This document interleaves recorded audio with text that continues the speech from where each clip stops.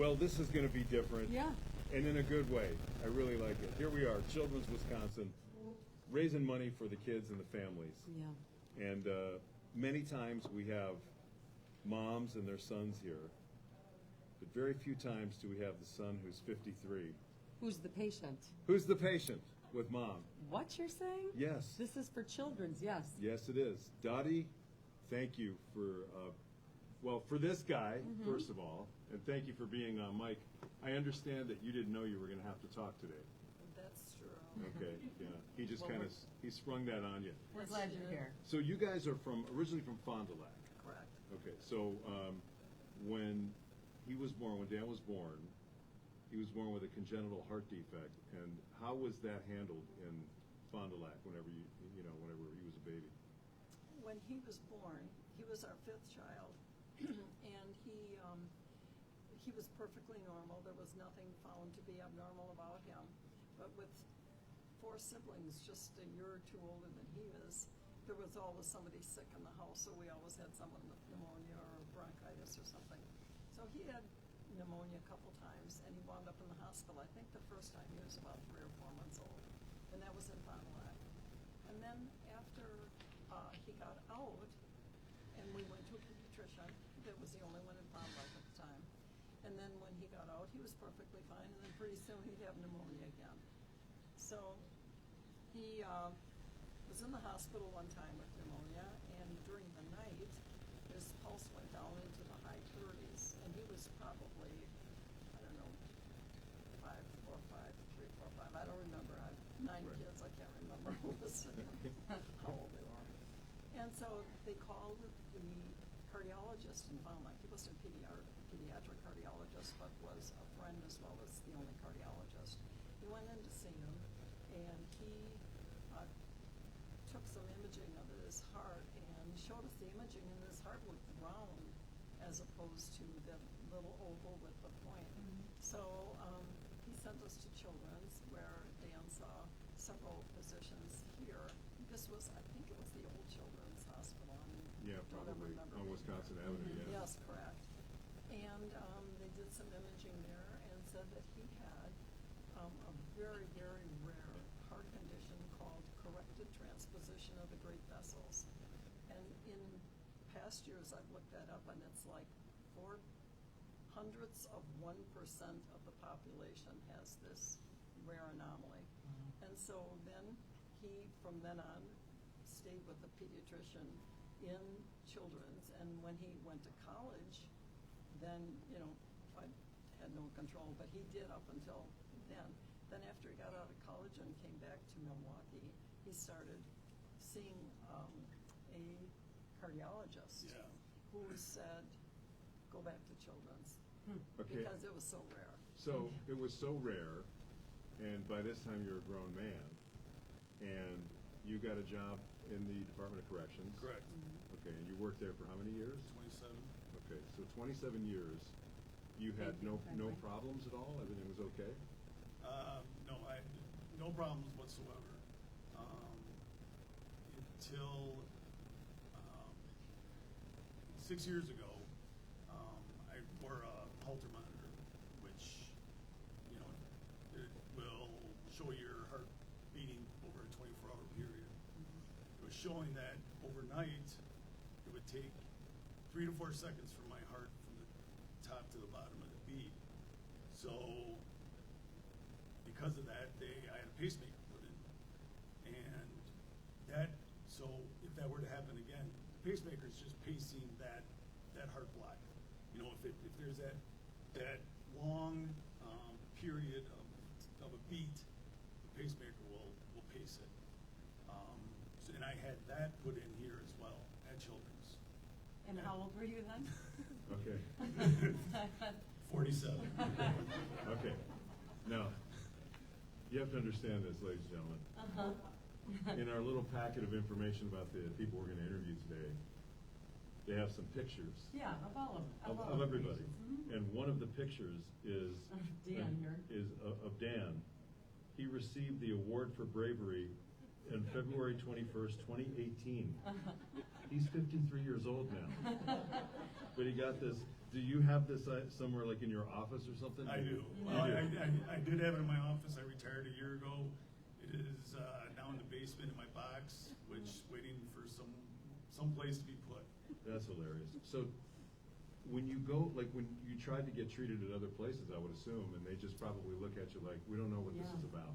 Yeah, I mean, kind of how it started, like when I was kind of pressured to go back to see a cardiologist back, I think I was about 28 years old. And I went to see a cardiologist, and he just looked at me like, I'm trying to explain my condition to him. Right. And he's just looking at me like, Not I have understanding. no idea what you're talking about. That's not possible. So, fast forward, about in October of 22, I went into AFib, and my cardiologist here referred me, my electrophysiologist here referred me to Freighter to have a consultation to have an ablation done. They didn't even want to touch it because it's just that rare, you know. So they, back to Children's, then talked to my mom, who said, you know, try the Mayo Clinic.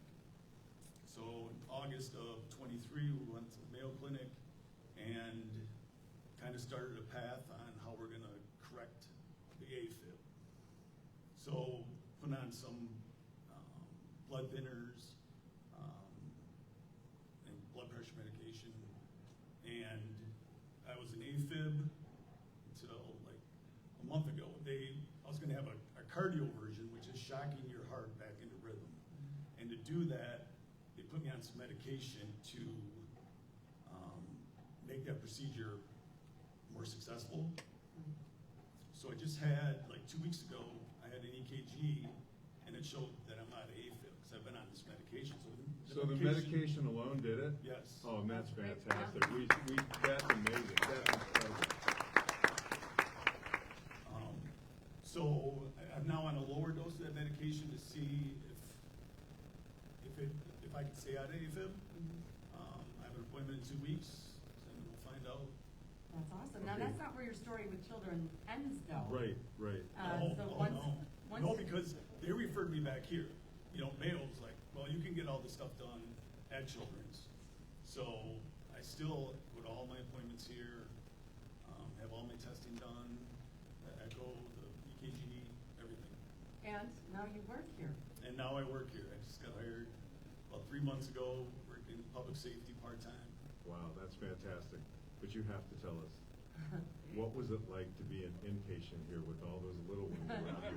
And what did they do when they went by you? Did they just give you a look like, what are you? There's a couple of good stories with that. So, I remember the day that I had my pacemaker put in, they put me up in a room on one of the children's floors, but it was kind of like you could call it a suite because it was kind of further away from all the other rooms. All right.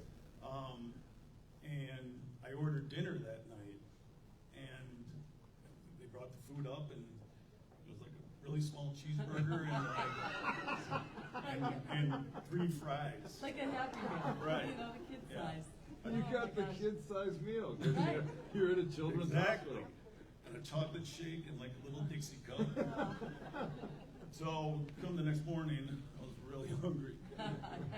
So I'm ordering omelets, pancakes, hash browns. And they called up to the room and they're like, sir, this is for the patient. And I'm like, I am the patient. Oh, that's great. So, Those are the, I think that one time that I was on like Weight Watchers, that's about the size Yeah. of the food they give you. 3 You know, fries. It's like, they give you 3 fries and a little hamburger. A $50 size burger. That's about it. Well, you know, what a story though. The way Children's has essentially not just changed your life, but saved your life. yeah. And changed your And life. continue to. And completely changed the trajectory of your life. And now you're even working here. It's just Yeah. an amazing story. And that's just, you know, having been coming here twice a year for the last 50 years, the staff is just amazing. From the doctors to the valet to the ambassadors. They're the ones really that wanted me to work here. I'm like, I always thought this was a good retirement job, you know, to be part of this, Right. working with these great people. And it is, I mean, it's more than just a job. It's like from the people who work the front desk to the people who, you know, actually do the cleaning and Right. empty the trash cans. That's- It's a team effort. Everybody's on the same team. Everybody's on the same page. It really is coordinated beyond all belief. Like if you didn't experience it, and we unfortunately had with our daughter way back in the day, if you hadn't experienced it firsthand, you'd almost not believe how incredible it is here, Yeah. the way they handle families and kids. Correct. It really is true. And being a father now with 3 boys, we've been here several times with injuries and Sure. illnesses, and I don't understand why you wouldn't bring your kids here. Right, Yeah. right. You know, We are lucky. We are very We're very fortunate lucky. to have this. Well, thank you for sharing your story. You're welcome. Thanks for bringing your mom along to Yeah. share the story as well. That was good. You did great. God We bless really- you, 9 kids. We really appreciate it. And you're number 5 out of 9. That's what my mom was. She was the 5th one out of 9. Yeah, that's kind of where it peaks. Yes, that's exactly. And it goes down. That's what she said too. That was her line too. Oh, that's great. Thank you guys so much. It was really nice to meet all of you. Thank We you. appreciate it. Once again, we're broadcasting live from Children's, Wisconsin. This is the 26th annual Miracle Marathon on KLH. That was awesome.